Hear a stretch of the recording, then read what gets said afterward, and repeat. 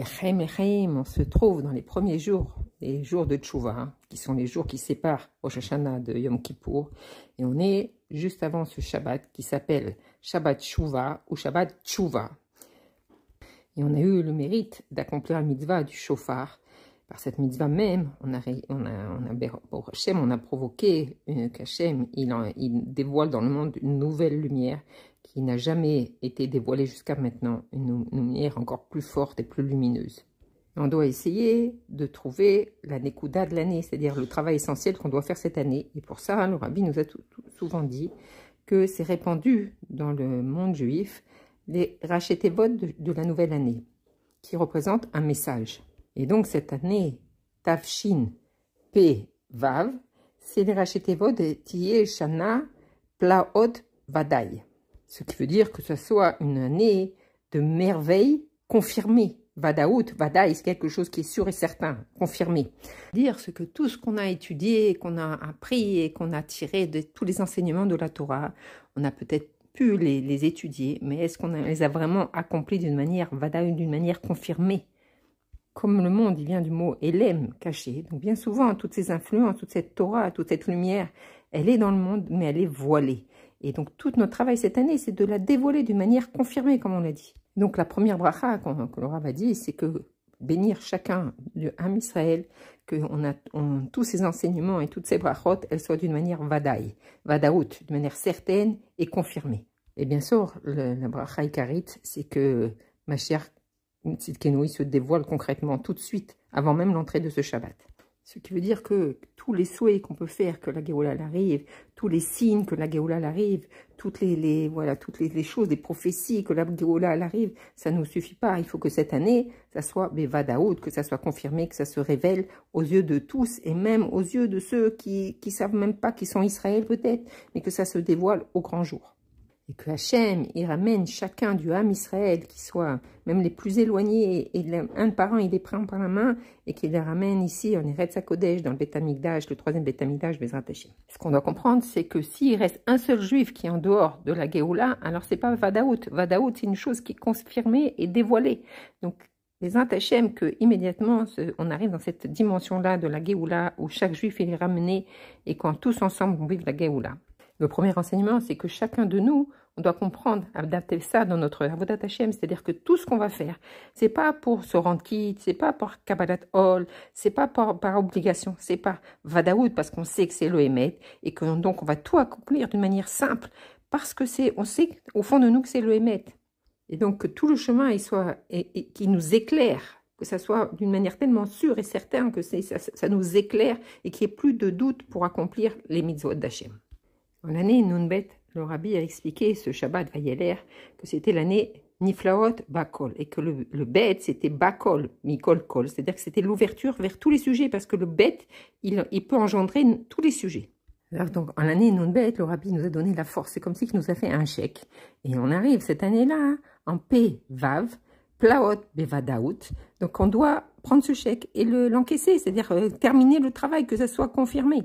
Que tout ce que le Rabbi a parlé dans cette année non bête, il soit que Mashiach il arrive, qu'il est en chemin, que la Géoula, alors que maintenant, ça soit d'une manière confirmée et certaine. Dans ce Shabbat, il y a deux sujets. La première des choses, on va savoir que dans les 10 jours de Tchouva, il y a toujours un seul Shabbat. Il ne peut pas y avoir deux Shabbatot, et il y a toujours au moins un Shabbat.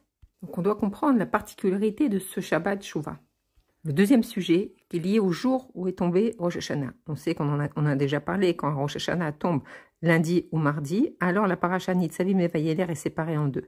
Et donc notre année, elle commence par Yom Shlishi, qui est le jour du Shalom.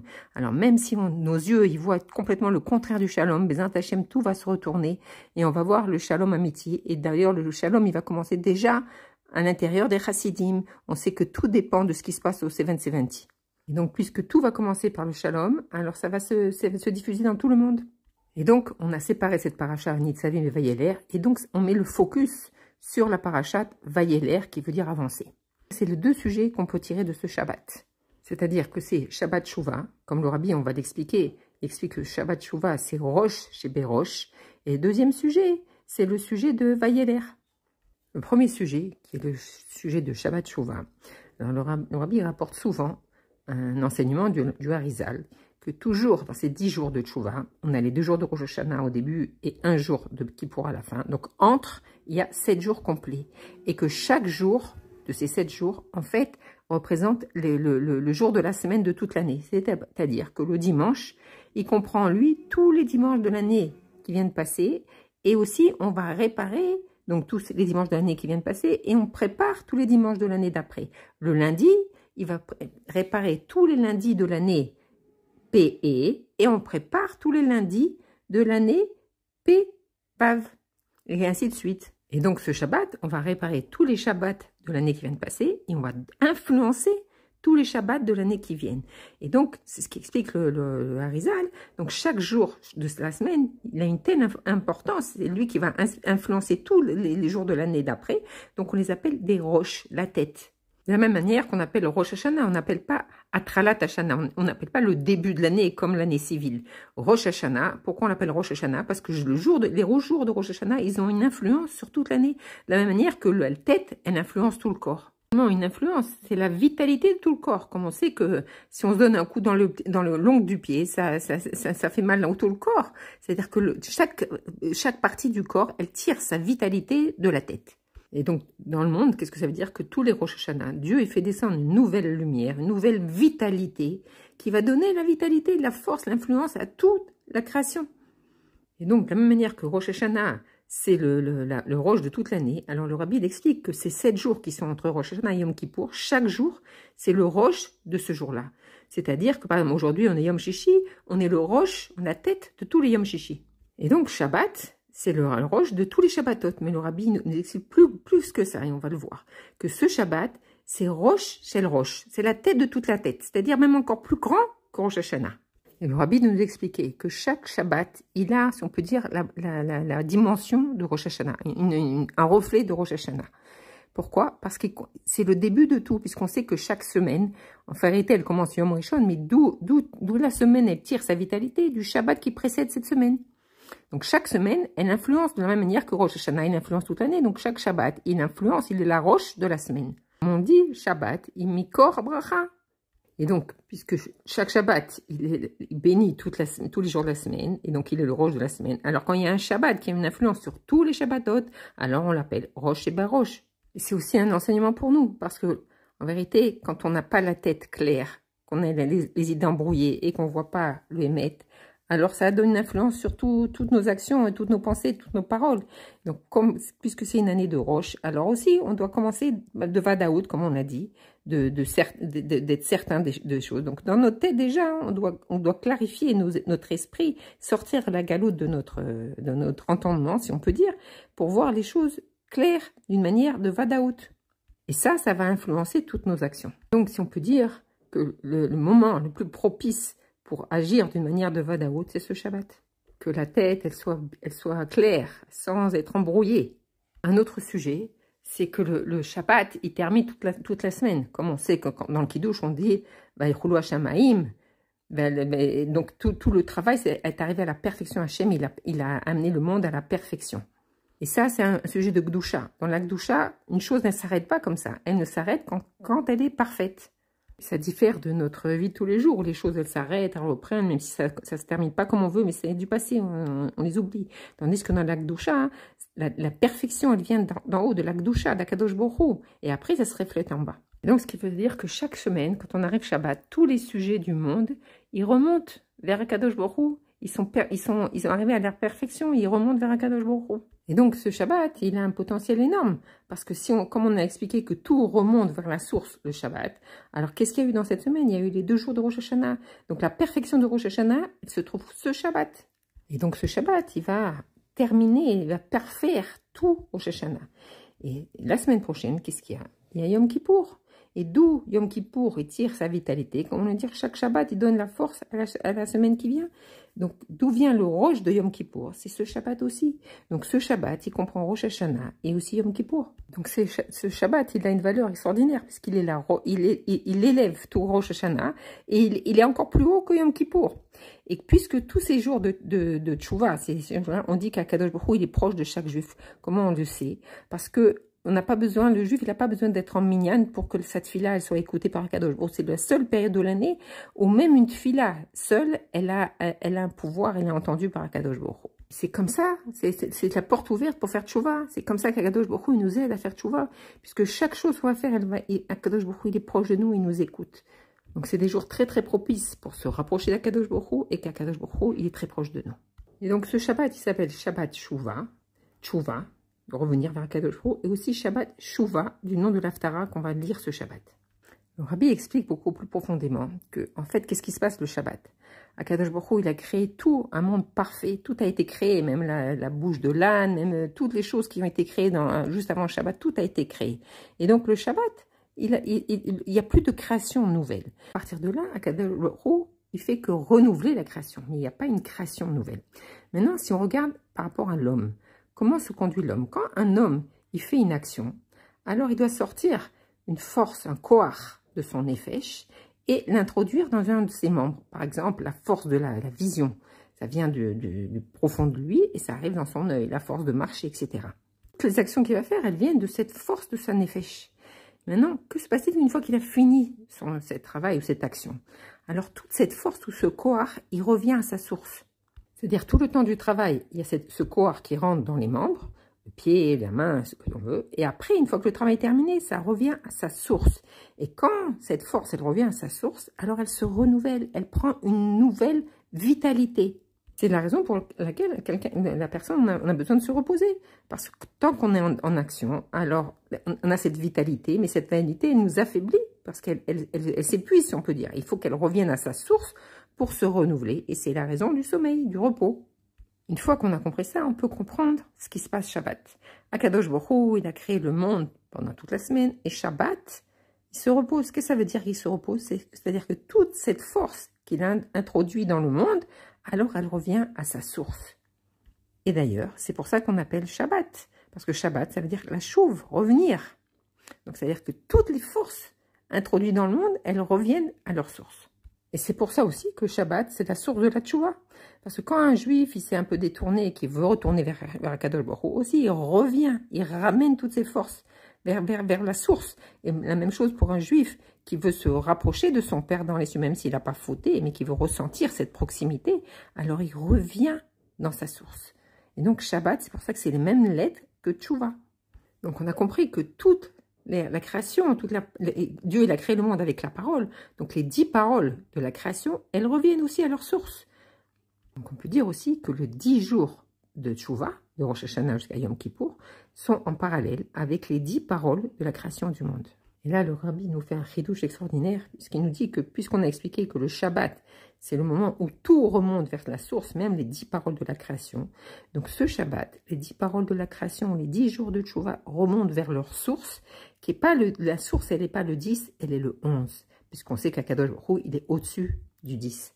Donc Rosh Hashanah, Yom Kippourim, les 10 paroles de la création, même les 10 commandements, tout remonte à sa source, le Shabbat. Et puisqu'on est dans ces jours tellement particuliers, donc c'est toute cette force qui remonte à sa source, qui est la source d'Akadosh Baruch Hu, Atzmut U'Maut, qui est au niveau du 11.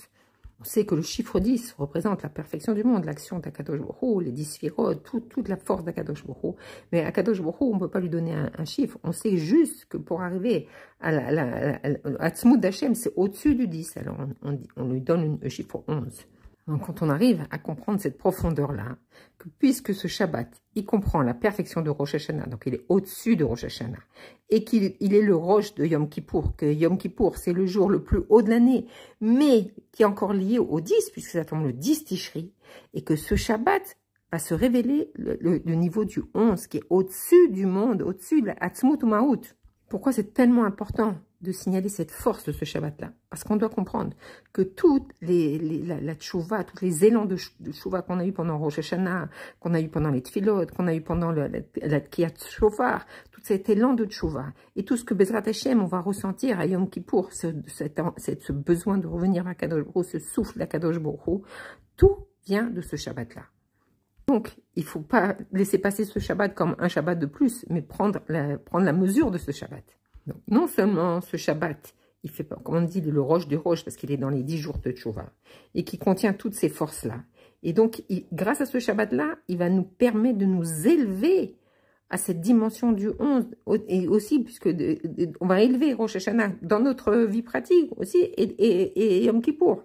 De nous expliquer plus profondément. La mitzvah essentielle à Rosh Hashanah, c'est le shofar. La mitzvah essentielle de Yom Kippour, c'est la tchouva. Et cette tchouva, elle est provoquée par le jeûne.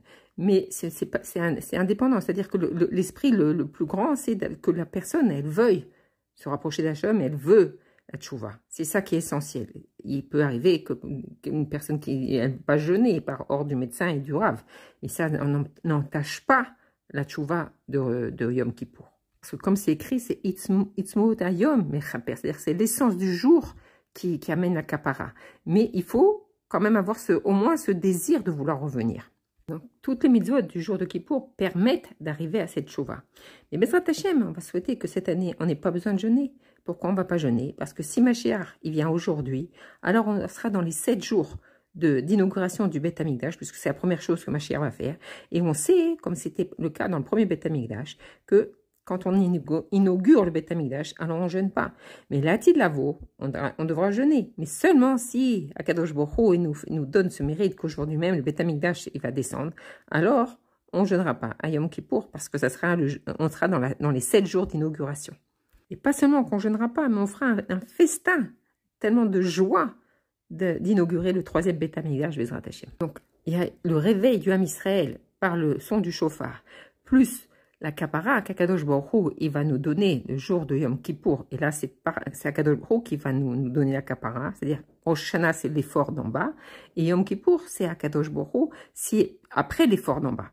Comme c'est écrit, Lifnei Hashem Titaru. C'est-à-dire que c'est l'effort, c'est Akadosh Baruch Hu. Une fois que nous, on fait l'effort, alors Akadosh Baruch Hu, il nous purifie. Le Rabbi va nous expliquer que aussi bien dans les sons du shofar que dans Yom Kippour, il y a 3 niveaux de tchouva. On va commencer par Rosh Hashanah. Le niveau, c'est la volonté, accomplir la volonté d'Akadosh Baruch Hu. Il y a des dinim dans le son du shofar, comment sonner, par qui, dans l'ordre, etc. Donc quand on accomplit la volonté d'Akadosh Baruch Hu de sonner le shofar comme il faut. Le deuxième niveau, c'est se réveiller à la tchouva. On sait que toute la raison du shofar, c'est de se réveiller dans la tchouva, comme l'histoire qui racontait que l'enfant du roi il s'est éloigné et qu'après il connaissait même plus la langue de son père et qu'il a pleuré, il a crié et son père il l'a reconnu. C'est-à-dire que le shofar, c'est la voix qui sort du plus profond de nous pour revenir vers Akadosh Baruch Hu. Et le 3e niveau, qui est révélé par la chassidoute, c'est le bitoul. C'est-à-dire que le juif, il va exprimer un tel bitoul, un effacement total devant Akadosh Baruch Hu. Et ça va provoquer chez Akadosh Baruch Hu un tanoug, un plaisir, un délice, tel qu'il décide de redevenir roi et de dispenser toute cette lumière, toute cette force et toute cette chayout qui va donner, cette nouvelle chayout qui va donner au monde. Ça représente le réveil du Etsem Aneshama du juif. C'est-à-dire que tout le corps et l'ego, il a plus de force, c'est le Etsem de l'Aneshama qui ressort et ça provoque du tanouk vers Akadosh Baruch Hu. Et ces 3 niveaux, on les retrouve dans Yom Kippourim. Le premier niveau, c'est faire tchouva. C'est une obligation, une mitzvah, ce jour-là, qui est donnée à chaque juif de faire tchouva. Donc la première chose, c'est de savoir que la tchouva, c'est une mitzvah. Le deuxième niveau, c'est de faire que notre tchouva, elle soit acceptée par Akadosh Baruch Hu. Parce qu'il ne suffit pas qu'on regrette le passé et qu'on fait stachanoun. Le ikar, c'est qu'Akadosh Baruch Hu, il nous pardonne.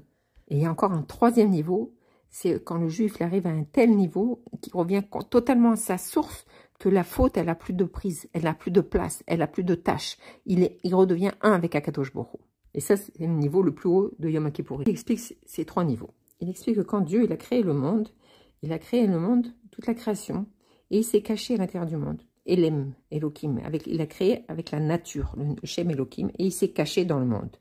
Est-ce qu'on peut dire que ça, c'est le but du monde? Bien sûr que non. Tout le but, pourquoi ce monde il a été créé par Akadosh Baruch Hu, c'est que vienne un juif, et par l'intermédiaire de Torah et Mitzvot, il va révéler, pas le Shem Elohim, mais il va révéler le Shem Havaya. C'est ça, le Shem Havaya, c'est le Shem de toutes les Mitzvot. Et donc, quand le juif, il accomplit les mitzvot, il termine, il amène à la shlemut, le monde, grâce à la perfection de dévoiler le nom d'Havaya dans le monde. Et donc, il va révéler que tout ce qui est caché, ça a pour but de le révéler par ses actions. Et le Rav, il a expliqué ça de manière très jolie, c'est que quand on fait un cadeau à quelqu'un, alors on va envelopper ce cadeau, on va cacher le cadeau. Parce que quand on va offrir ce cadeau qui est caché, la personne, quand elle va l'ouvrir, elle va avoir encore un plus grand plaisir. Et c'est ce qui est un peu expliqué dans ça, que Hachem, il se cache pour que nous, on puisse le dévoiler encore d'une manière encore plus forte. Donc ça nous apprend que tout ce qu'on peut voir dans le monde, qui paraît obscur et caché, c'est au contraire, on doit comprendre que c'est comme un cadeau, qu'on doit enlever ce voile pour révéler la vraie pnimiout de chaque chose. Et c'est ça le travail de chaque juif. Toute obscurité n'est là que pour nous permettre de révéler la lumière qui se cache dedans. Donc le premier niveau, c'est faire la mitzvah, du shofar ou de la tchouva. Le deuxième niveau, c'est la tchouva par les sonneries du shofar. Et un Yom Kippour, c'est le etsem du jour qui purifie. Dans le premier niveau, on a vu qu'Akadosh Baruch Hu a créé le monde avec le Shem Elohim et il s'est caché dans le monde pour que le juif il vienne révéler le Shem Havaya. Donc c'est Akadosh Baruch Hu qui a fait une obscurité pour qu'elle soit dévoilée. Et dans le deuxième niveau, c'est quand un juif il rajoute de l'obscurité dans le monde que Dieu préserve. C'est-à-dire qu'il ne va pas d'après le chemin d'Hachem. Il faute. On est tous dans ce cas-là. Alors comment réparer ça? Il a provoqué une obscurité. Comment il peut réparer jusqu'à ce qu'Hachem, il va le pardonner? En fait, ce juif, il va falloir qu'il aille plus haut que le din. Il va aller au Bala Ratson, c'est-à-dire celui qui crée le din, celui qui crée la volonté. Et il va dépasser ce niveau-là. Et il va dire à Kadosh Baruch Hu, qui je suis? On est tellement proche que tu peux dépasser ce niveau-là et tu peux me pardonner. Et c'est ce qui se passe avec le Tkiot Shofar et avec le Yom Kippour. Et là, le Rabbi explique quelque chose de magnifique. Il explique que toutes les mitzvot, elles sont liées au Shem Havaya. Mais la mitzvah de Tchouva, elle est liée à un nom plus fort, un nom qu'on voit que dans la mitzvah de Brit Mila. D'ailleurs, c'est expliqué que le Kohen Agadol, il pouvait rentrer dans le Kodesh HaKodashim que parce qu'il possédait cette mitzvah de Mila. Pourquoi? Parce que la mitzvah de Mila, elle est Me'al Teva, elle est au-dessus du monde, elle est au-dessus du Shem Havaya. Le Shem Havaya, il s'exprime à travers le monde, c'est-à-dire à travers le chiffre 7. Mais la Brit Mila, elle est au-dessus, elle s'exprime avec le chiffre 8. Et c'est pour ça que c'est expliqué aussi dans la Mishnah, que avant le jour de Yom Kippour, on isolait le Kohen Gadol pendant 7 jours. Et le 8e jour, il rentrait dans le Kodesh HaKodashim. Et donc, le jour de Yom Kippour, le juif, il arrive au niveau de au-dessus du Shem Havaya, et c'est le Shem Anori. En fait, le Rabbi explique qu'en fait, un juif qui se comporte toujours comme il faut avec Akadosh Baruch Hu, il va révéler le Shem Havaya dans le monde, mais c'est une révélation bénonite, c'est-à-dire moyenne. Tandis que quand un juif, il faute, alors bien sûr, c'est pas un encouragement pour fauter que Dieu préserve, mais que quand il faute, alors cette descente, elle va provoquer une soif tellement grande chez ce juif qu'il va aller il va pouvoir s'élever jusqu'à au balai Aratso, jusqu'à Akadosh Baruch Hu, pour renouer ce lien avec lui. Le juif qui a fauté, il va sentir qu'il doit tout faire pour effacer cette faute, pour avoir le pardon d'Akadosh Baruch Hu. Donc il va révéler son moi profond, son essence profonde, et ça va provoquer un tel nachat chez Akadosh Baruch Hu que ça va lui donner envie de renouveler une nouvelle lumière dans le monde. Donc là, on est à ce niveau-là, où le juif, il a quand même fauté, mais que grâce à cette faute, il va arriver jusqu'au pnimiout d'Akadosh Baruch Hu qui va lui pardonner. Donc il y a la faute quand même, et il y a le pardon d'Hachem qui va être au-dessus de tout. Et le troisième niveau, qu'on retrouve dans les Tkiot Shofar aussi à Yom Kippour, c'est révéler le point le plus haut de la Neshama, qui est un avec Akadosh Baruch Hu, et là, il n'y a pas de faute, il n'y a rien, c'est une seule chose avec Akadosh Baruch Hu. Et mieux que ça, que même les fautes qui ont été faites, ce point-là, il va tellement réveiller le Etzem Aneshama, la Yechida, que les fautes, elles se transforment en mérite. Et donc, il n'y a plus du tout de la trace de faute, il n'y a plus du tout, et donc c'est même plus un endroit de pardon, c'est un point d'union totale. Pour comprendre ça, il faut comprendre que tout est Akadosh Baruch Hu. En milvado, tout. Ça veut dire que même la faute, si on peut dire, c'est l'essence d'Hachem aussi. Comment on peut dire que Hachem, il a une volonté, les mitzvot, et en même temps, il donne de l'énergie pour le contraire des mitzvot?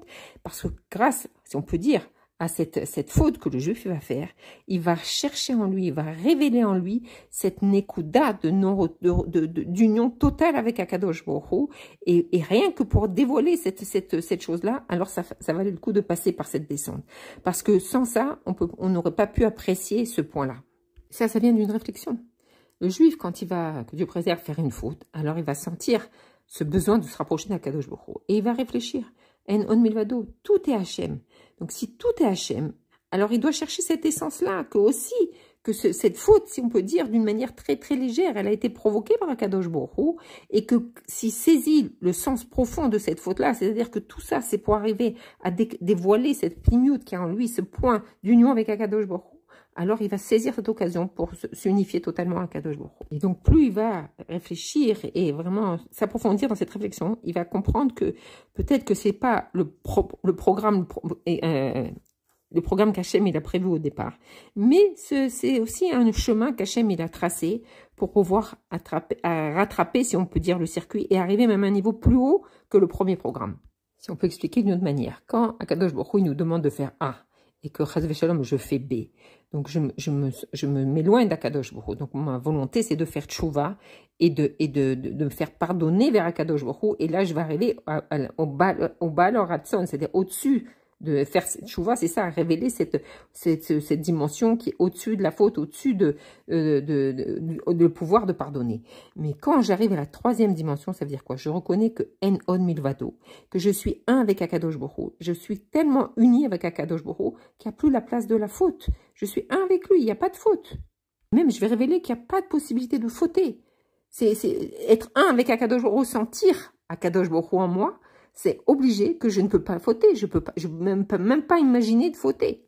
Parce que en vérité, si je suis un avec Akadosh Baruch Hu, je peux pas, quand je faute, c'est aller contre ma propre volonté. Et c'est même pas envisageable. Le Rabbi explique qu'en vérité, pour arriver à ce chiffre 8 de la Mila, ou de la Tchouva, ou de Yom Kippour, alors il faut passer d'abord par le 7 pour arriver à dévoiler le chiffre 8. Mais il y a encore un autre niveau. Donc tout notre travail, il doit arriver à ce 1. Qu'on est un avec Akadosh Baruch Hu, qu'on est au-dessus de tout, ressentir cette union totale avec Akadosh Baruch Hu, qui nous empêche d'avoir quoi que ce soit qui nous touche, parce qu'on est un avec Akadosh Baruch Hu. Et d'ailleurs, c'est ce qu'on voit dans le Kohen Gadol, quand il est rentré dans le Kodesh HaKodashim, le jour le plus saint de l'année, alors il faisait des balancements d'eau, si on peut dire. Il faisait 1 en haut et 7 en bas. D'abord, il commençait par le 1 en haut, et ce 1 en haut, il permettait de faire le 7 en bas. Donc, on voit que c'est inverse de ce qu'on a dit. D'abord, il faut passer par 7 pour arriver à 8. Le juif, il doit demander, d'abord, il doit révéler ce niveau du 1, et après, il peut descendre dans le monde, et il reste toujours uni avec Akadosh Baruch Hu. Donc, ce niveau, c'est le niveau très profond de Rosh Hashanah et de Yom Kippour. Et à Yom Kippour, ça se révèle surtout au moment de Neila, et ça continue encore plus. La révélation la plus totale, c'est à Simchat Torah. C'est-à-dire, on monte dans la Gdusha jusqu'au point culminant qui est à Neila, et après on introduit toute cette force-là dans le rôle, et c'est tout le travail de Shmini Atzeret et de Simchat Torah. D'ailleurs, c'est ce qu'on voit le Rabbi tout de suite après Neila, tout après la Tfila. Alors, il monte sur son fauteuil et entonne le chant de Napoléon.